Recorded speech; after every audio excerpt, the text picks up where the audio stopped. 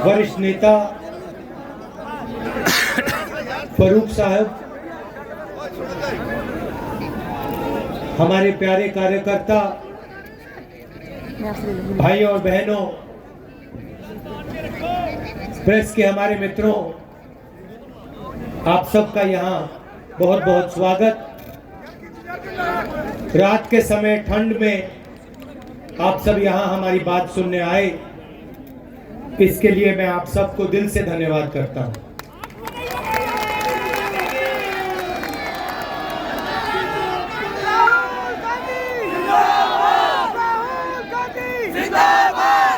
कुछ महीने पहले हमने ये यात्रा कन्याकुमारी में शुरू की।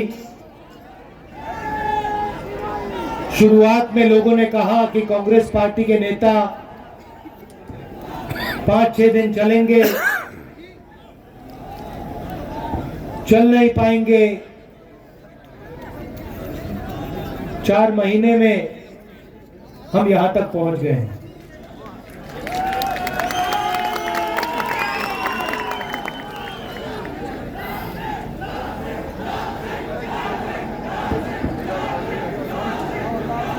लोग सोचते हैं कि ये यात्रा बड़ी मुश्किल है। 3800 किलोमीटर ठंड में, गर्मी में, बारिश में, मगर ये सफर मुश्किल नहीं था, काफी आसान था। सुबह 6 बजे उठते थे, 6-7 घंटे चलते थे, शाम को बिल्कुल थकान नहीं होती थी।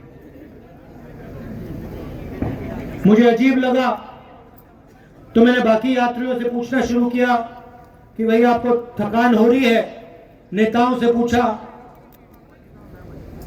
सबने जवाब दिया कि पता नहीं क्यों नहीं,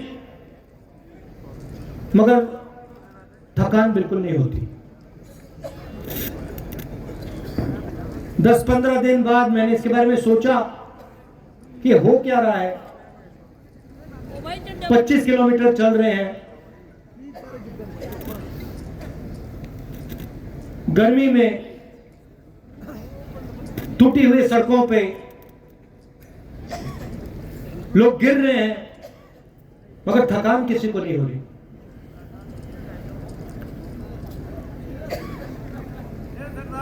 और फिर मुझे बात समझ आई कि थकान इसलिए नहीं हो रही है क्योंकि हिंदुस्तान के आम नागरिक की पूरी शक्ति इस यात्रा को पीछे से कन्याकुमारी से कश्मीर की ओर धकेल रही है। कोई गिरता है, कभी कभी भीड़ में कोई गिर जाता है, मैं ध्यान से देखता हूं, ध्यान से सुनता हूं। कोई गिरता है, 1-2 सेकंड लगते हैं, उसके चारों ओर जो लोग होते हैं एकदम मदद करके उसको उठा देते हैं, झिझकते नहीं, रुकते नहीं। कोई ये नहीं पूछता तुम्हारा धर्म क्या है, हिंदू हो, मुसलमान हो, सिख हो, ईसाई हो, क्या हो, कोई नहीं पूछता।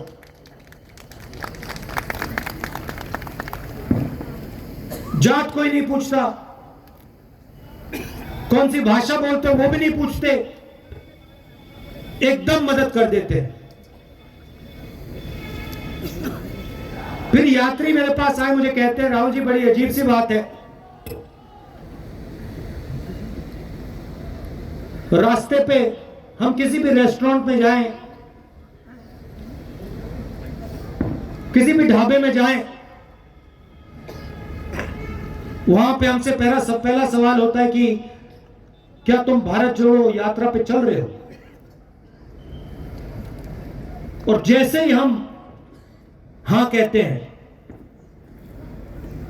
वैसे ही रेस्टोरेंट का मालिक, ढाबे का मालिक कहता है हम आपसे पैसे नहीं लेंगे, हमें आपका पैसा नहीं चाहिए, हमें आपका पैसा नहीं चाहिए। और जब हमारे यात्री पूछते हैं क्यों नहीं चाहिए, तो कहते हैं आप भारत को जोड़ने निकले हो, आप नफरत के बाजार में मोहब्बत की दुकान खोल रहे हो, इसलिए हमें आपका पैसा नहीं चाहिए, हम आपकी मदद करना चाहते हैं। भाई और बहनों, देश में बीजेपी और आरएसएस के लोगों ने नफरत फैलाई है। मैं पहले सोचता था कि जो नफरत फैलाई है ये गहरी है, मगर आप में से कोई कन्याकुमारी से जम्मू कश्मीर तक नहीं चला, मैं चला हूं। मैं आपको बताना चाहता हूं कि मैंने हजारों लाखों लोगों से बात की है, और मैं आपको गारंटी देके कहता हूं कि ये नफरत गहरी नहीं है। ये नफरत जरूर आपको टेलीविजन पे दिखेगी। जो हमारे रिपोर्टर हैं, इन पर बीजेपी के लोगों ने, इनके मालिकों ने लगाम लगा रखी है, तो उनको कहना पड़ता है।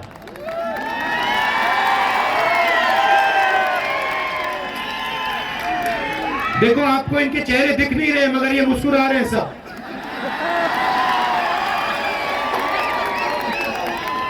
और छुप छुप के मुस्कुरा रहे हैं, कहीं कैमरा पे ना आ जाए और मुसीबत हो जाएगी। मगर ये बात समझते हैं। ये मेरे पास आए, हर स्टेट में, मजे की बात बताता हूं, हर स्टेट में ये मुझसे मिलते हैं। जब हम स्टेट के अंत में आते हैं, जैसे अभी पंजाब में आए, तो ये सब रिपोर्टर आकर हमारे साथ 10-15 कदम चलते हैं। कल पंजाब के रिपोर्टर चले मेरे साथ, कहते हैं राहुल जी, जो आप स्टेट से हमें कहते हो वो बिल्कुल सच है। हमारे दिल में जो है, रिपोर्टर कह रहे हैं, हमारे दिल में जो है, हम उसको टेलीविजन पे नहीं डाल सकते, उसको अखबारों पे नहीं डाल सकते, उसको मैगजीनों पे नहीं डाल सकते। ये आज हिंदुस्तान की सच्चाई है। तो इनको भी दबाया जाता है।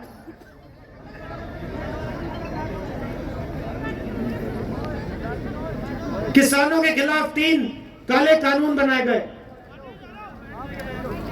छोटे व्यापारियों को, स्मॉल और मीडियम साइज बिजनेस वालों को खत्म करने के लिए नोटबंदी, गलत जीएसटी, ये हथियार हैं, ये पॉलिसियां नहीं है। जीएसटी का मैं आपको एक छोटा सा उदाहरण देता हूं। मध्य प्रदेश में किसी छोटे व्यापारी ने मुझे बताया, मुझसे सवाल पूछा, कहता है राहुल जी, आपको मालूम है कि अगर हम 25 किलो से कम चीनी, मैदा, दाल बेचते हैं तो हमारे ऊपर जीएसटी लग जाती है, मगर अगर 25 किलो से ज्यादा बेचते हैं तो कोई जीएसटी नहीं लगती। मतलब अगर अरबपति, वो आप नाम जानते हो,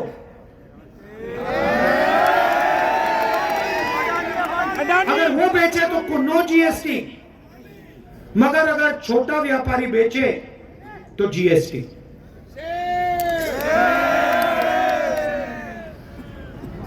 और जो रोजगार देते हैं इस देश को, जो स्मॉल और मीडियम बिजनेस चलाते हैं, जो रीढ़ की हड्डी है इस देश की, उनको खत्म कर दिया। नतीजा क्या हुआ कि कन्याकुमारी से कश्मीर तक युवाओं के मुंह में सिर्फ एक शब्द है, बेरोजगारी, बेरोजगारी, बेरोजगारी, बेरोजगारी। और ये देश अपने युवाओं को झूठ बोल रहा है, अपने युवाओं को झूठ बोल रहा है, अपने बच्चों को झूठ बोल रहा है। ये देश बच्चों से कहता है इंजीनियर बन सकते हो, लॉयर बन सकते हो, आईएएस में जा सकते हो, सेना में जा सकते हो। मगर सच्चाई ये है कि इन करोड़ों बच्चों में से 1-2% इंजीनियर बनेंगे, 1-2% डॉक्टर बनेंगे, और आज के हिंदुस्तान में बाकी बेरोजगार होंगे, मजदूरी करेंगे।